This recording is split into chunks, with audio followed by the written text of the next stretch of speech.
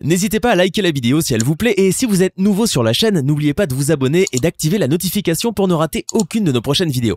On commence.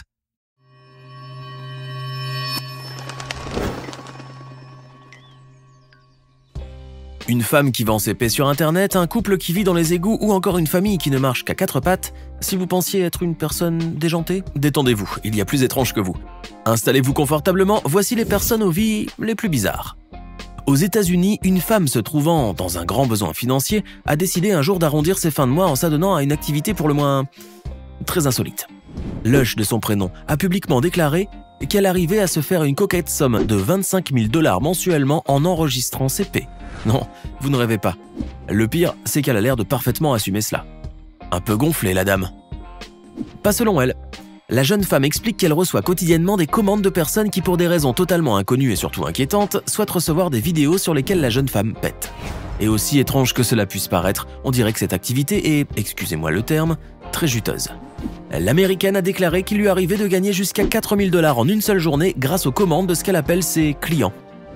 Le plus hilarant, c'est que certains lui demandent des paix aux tonalités précises et sur des objets divers. Inutile de dire que cette activité lui enlève tout semblant de grâce et de finesse, mais la jeune femme ne semble pas tellement en souffrir. Elle travaille dur et arrive à sortir la tête de l'eau à la fin du mois. C'est ce qui compte pour elle. À Nagaur, en Inde, vit un homme de 42 ans nommé Purkaram. Lorsqu'il ressent le besoin de faire une sieste, l'Indien s'endort comme tout le monde, mais ne se réveille que 25 jours plus tard. En fait, cet homme souffre d'un syndrome très rare, qui le fait dormir 300 jours par an. C'est sa famille qui s'occupe de lui pendant qu'il dort. Il le lave, le nourrit et lui apporte tout ce dont il a besoin pendant que lui roupille profondément.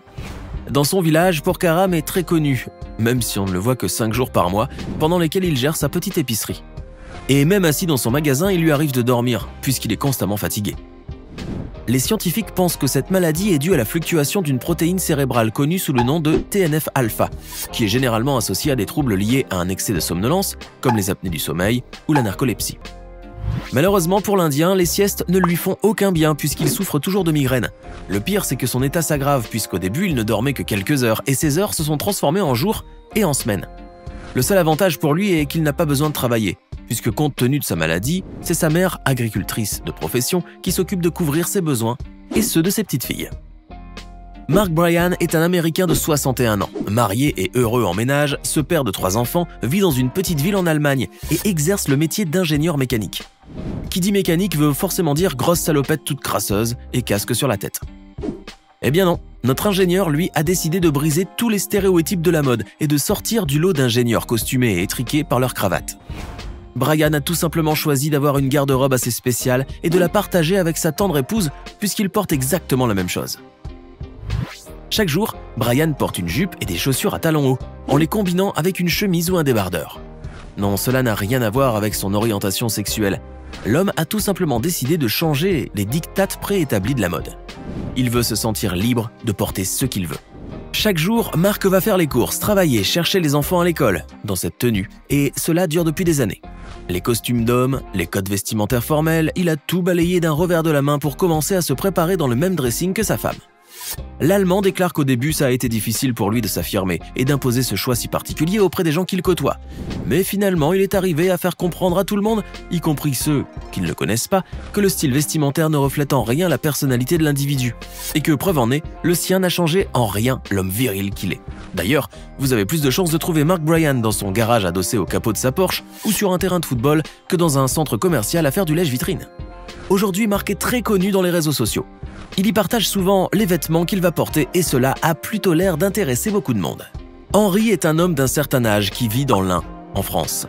Henri n'est pas un monsieur comme tout le monde. Il a décidé de faire son bout de chemin de vie pieds nus. Ce grand amateur de randonnée marche pieds nus par tous les temps, qu'il pleuve, qu'il vente ou qu'il neige. Ses petits petons ne sont jamais recouverts.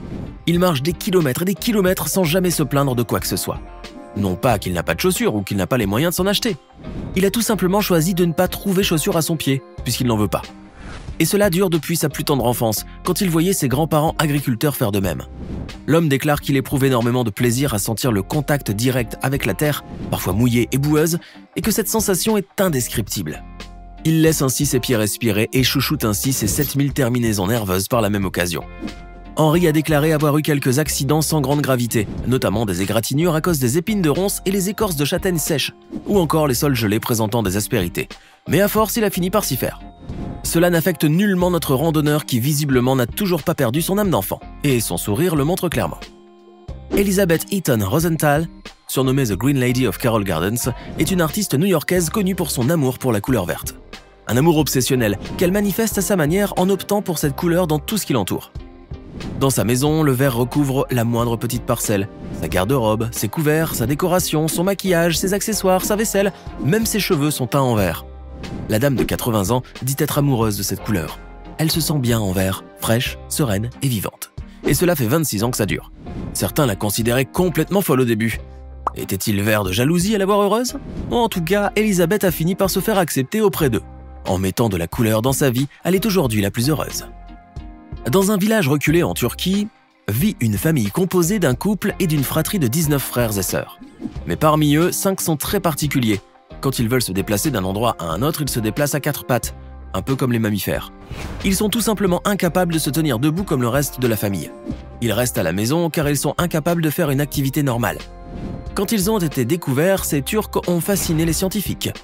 Après qu'on ait pensé à une involution humaine ou à un gène égaré provenant de nos cousins les primates, les scientifiques sont finalement arrivés à la conclusion que ces frères et sœurs souffrent d'un trouble qui complique leur sens de l'équilibre. Et parce qu'ils sont forcément obligés de marcher, ils ont développé eux-mêmes cette marche quadrupède.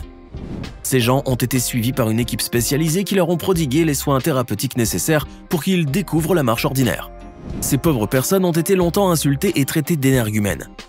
Elles ont même été lapidées par les enfants de leur village et tout le monde les prenait pour des animaux. Aujourd'hui, avec le temps et beaucoup de travail, ces jeunes adultes ont pu finalement marcher presque normalement, assistés par des béquilles. C'est déjà un grand pas. Et pour la première fois de leur vie, ils découvrent le monde vu d'en haut.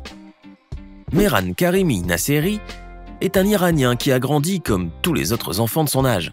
En 1973, il s'en va au Royaume-Uni pour étudier à l'université de Bradford. Pendant ce temps-là, Mehran Nasseri participe à des manifestations contre Mohammad Reza Pahlavi, le Shah iranien qui était au pouvoir à cette époque-là. Il repart pour sa terre natale en 1975 après qu'on lui ait subitement coupé les vivres. Quand il arrive à Téhéran, il est immédiatement arrêté par une police secrète et torturé pendant des mois avant qu'on ne l'expulse du pays. Il revient alors en Europe et tente plusieurs demandes d'asile dans de nombreux pays afin de trouver enfin la pérennité. Des demandes qu'il se voit refuser l'une après l'autre. Pendant une lutte longue de plusieurs années, l'Iranien va finalement obtenir le statut de réfugié par le Haut Commissariat des Nations Unies pour les réfugiés en Belgique. Il va trimballer sa valise de pays en pays et va finalement s'installer à Londres en 1988.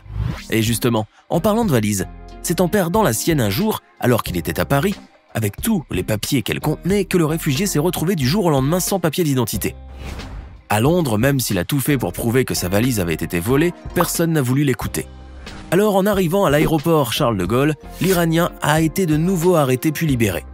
Et puisqu'il n'avait pas les papiers requis pour pouvoir rejoindre la ville et qu'il ne pouvait pas en même temps être expulsé de l'aéroport, le réfugié s'y est installé et a fait du terminal 1 sa maison. Nasseri s'est fait piéger à l'aéroport en 1988 et pendant les 17 années qui ont suivi. Il se réveillait à 17h30, utilisait les toilettes, taillait sa barbe, se brossait les dents avec ce qu'il trouvait dans les trousses de voyage. Il se faisait offrir de bons repas, on lui donnait sa propre table et sa propre chaise. Il passait sa journée à regarder la vie des voyageurs, les avions qui décollaient et faisait même la conversation avec les passants ainsi que le personnel de l'aéroport qui sont devenus avec le temps ses amis. Nasseri a toujours été aimable et a tenu à garder sa dignité intacte en refusant les aides qu'on lui proposait de toutes parts. Une vie qui a priori a l'air d'être monotone, mais elle était en réalité très dure pour Nasseri, qui a passé tout ce temps-là à essayer d'obtenir ses droits et ses papiers. En 2006, le réfugié a été hospitalisé et pris en charge par la Croix-Rouge pour des soucis de santé. Il a été ensuite transféré dans un centre caritatif à Paris et y vit depuis lors.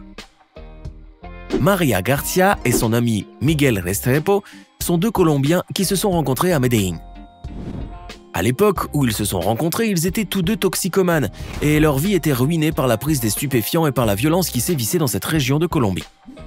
Étant parfaitement conscients que leur vie était en danger, ils décidèrent d'arrêter la prise de ces substances néfastes pour avoir une vie plus rangée. Ou presque. Ils décident alors de s'installer tous les deux dans un endroit assez particulier, en tout cas assez original et reculé pour qu'on ne les remarque pas et pour qu'on les laisse tranquilles. C'est ainsi qu'ils se sont installés et ont trouvé du réconfort, croyez-le ou pas, dans des égouts. Le couple vit depuis plus de 27 ans dans une bouche d'égout en étant dissocié du reste du monde. Ils n'ont ni amis ni famille pour leur offrir un abri ou une aide financière, et pourtant cette maison originale leur procure beaucoup de bien, puisqu'ils en ont fait leur nid douillet. Vivre à l'intérieur d'un égout dépeint une image de saleté et de grande précarité. C'est en effet le cas, sauf que le couple s'est quand même arrangé pour rendre leur maison la plus confortable possible, en y installant des choses élémentaires, des choses qu'on n'oserait même pas imaginer dans une modeste garçonnière. Ne vous y méprenez pas, si le couple a le sourire malgré cela, c'est parce qu'ils ont de l'électricité, de l'éclairage, une télévision, une radio, du chauffage et même une petite cuisine. Toutefois, n'allez pas croire qu'ils vivent dans le grand confort. Mais ils arrivent à s'abriter par temps de pluie et de froid, et le plus drôle, c'est qu'ils n'ont pas l'intention de sortir du trou. Ce qu'aura vraiment changé cette maison dans leur vie, c'est qu'elle n'a fait que renforcer davantage l'amour qu'ils ont l'un pour l'autre, forcément avec la promiscuité. Alors que pensez-vous de ces gens aux vies bizarres? Dites-nous ce que vous en pensez dans les commentaires, et si cette vidéo vous plaît, n'oubliez pas de mettre un pouce bleu, de vous abonner à la chaîne et d'activer la cloche pour recevoir toutes les notifications et ne rien manquer de nos prochains contenus.